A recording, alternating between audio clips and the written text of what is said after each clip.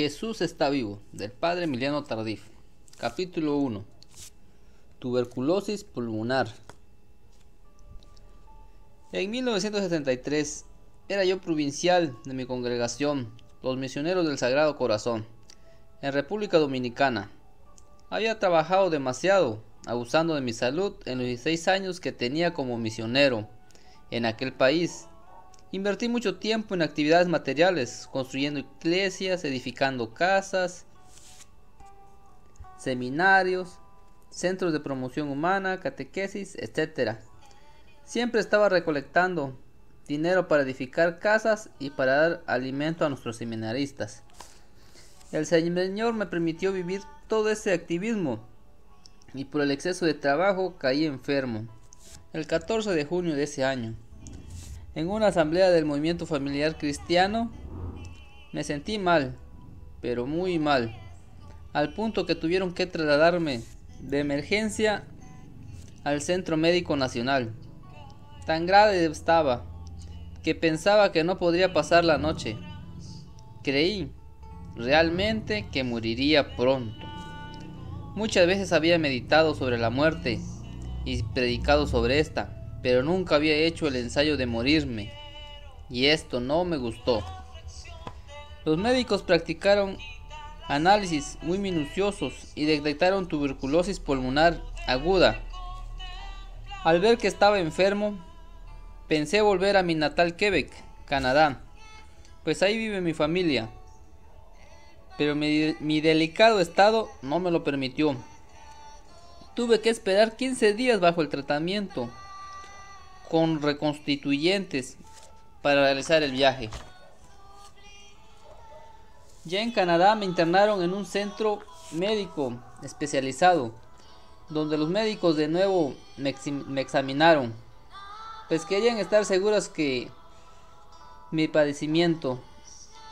Todo el mes de julio se practicaron análisis, una biopsia, radiografías, etc. Después de todos estos estudios concluyeron que la tuberculosis pulmonar aguda había lesionado gravemente los dos pulmones. Para animarme un poco, me dijeron que tal vez después de un año de tratamiento y reposo podría volver a mi casa. Un día recibí dos visitantes muy peculiares. Primero llegó un sacerdote, director de la RND, revista Notre Dame,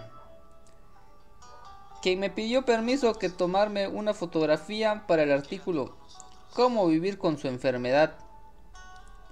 Aún él no se despedía cuando entraron 5 seglares de un grupo de oración de renovación carismática.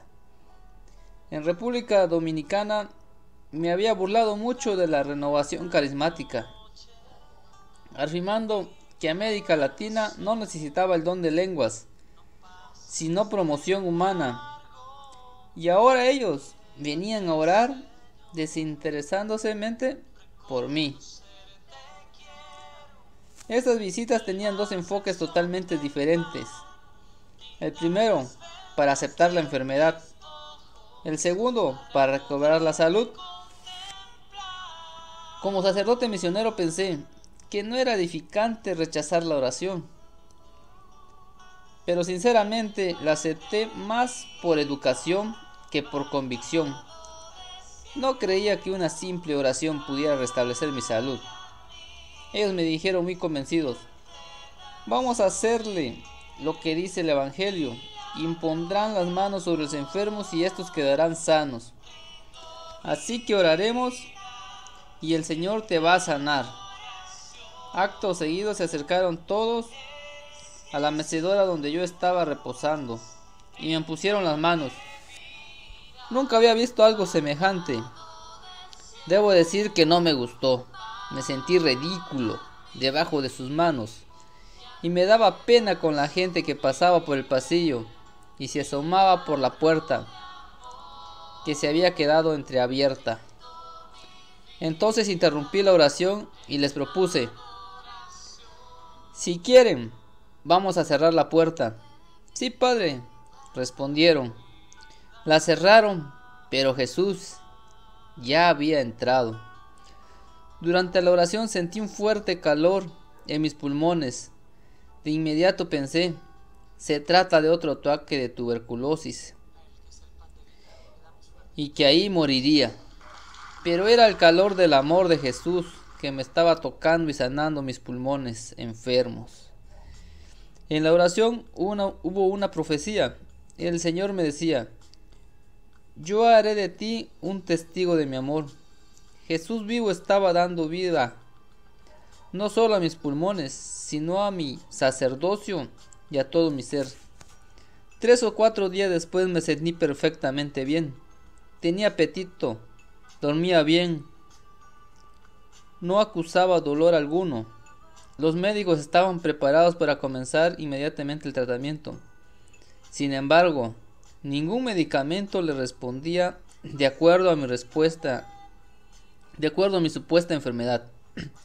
Entonces, pidieron unas inyecciones especiales para personas cuyo organismo no es normal, pero tampoco hubo reacción alguna. Me sentía bien regresar a casa, pero ellos me obligaron a quedarme el mes de agosto en el hospital. En su afán por buscar todos lados la tuberculosis que les había escapado y no podían encontrar. Al fin del mes, después de muchos experimentos, el médico responsable me dijo: Padre, vuelvo a casa. Usted está perfectamente bien. Pero esto va en contra de todas nuestras teorías médicas. No sabemos lo que ha pasado. Luego, encogiendo los hombros, añadió: Padre, usted es un caso único en este hospital. En mi congregación también, le respondí riendo. Salí del hospital sin recetas, medicinas ni cuidados especiales. Me fui a casa pesando solo 110 libras, 50 kilos. El hospital que me había de curar de tuberculosis me estaba matando de hambre. 15 días después apareció el número 8 de la revista Notre Dame. En la página 5 estaba mi fotografía del hospital sentado en la mecedora, con sondas, una cara triste, una mirada pensativa. El pie de la fotografía decía: enfermo debe aprender a vivir con su enfermedad, acostumbrarse a las alusiones veladas, a las preguntas indiscretas, y a los amigos que ya no volverá a mirar. De la misma manera, pero mi salud echó a perder su artículo. El Señor me había sanado. Mi fe era muy pequeña, tal vez del tamaño de un grano de mostaza, pero Dios era tan grande que no había dependido ni de mi pequeñez. Así es nuestro Dios. Estuviera condicionado a nosotros, no sería Dios. De esa manera recibí en carne propia la primera y fundamental enseñanza para el ministerio de curación. El Señor nos sana. Con la fe que tenemos, no nos pide más, solo eso. El 15 de septiembre asistí a la primera reunión de oración carismática de mi vida. Ni sabía lo que era eso, pero fui, puesto que me había curado, y a las personas que habían orado por mí me pidieron que diera testimonio de mi sanación. Comencé a trabajar un poco ese mes de septiembre y le escribí a mi superior pidiéndole que el año que yo debía de estar hospitalizado me permitiera estudiar la renovación carismática en Canadá y Estados Unidos. Me dio permiso y fui a los centros más importantes de Quebec: Pittsburgh, Notre Dame, Arizona. Recuerdo que estaba en Los Ángeles celebrando misa con mi sobrina y un amigo. Después de leer el Evangelio en francés, quise comentarlo, pero pasó algo muy curioso. Sentí que la mejilla se me adormecía y comencé a hablar algo que ni entendía. No era ni francés, ni inglés, ni español. Cuando terminé de hablar, exclamé sorprendido: no me digan que voy a recibir el don de lenguas. Eso es lo que tú recibiste, tío, respondió mi sobrina. Tú estabas hablando en lenguas. Tanto me había burlado del don de lenguas y el Señor me lo regaló en el momento en que iba a predicar. Así descubrí ese don tan hermoso del Señor.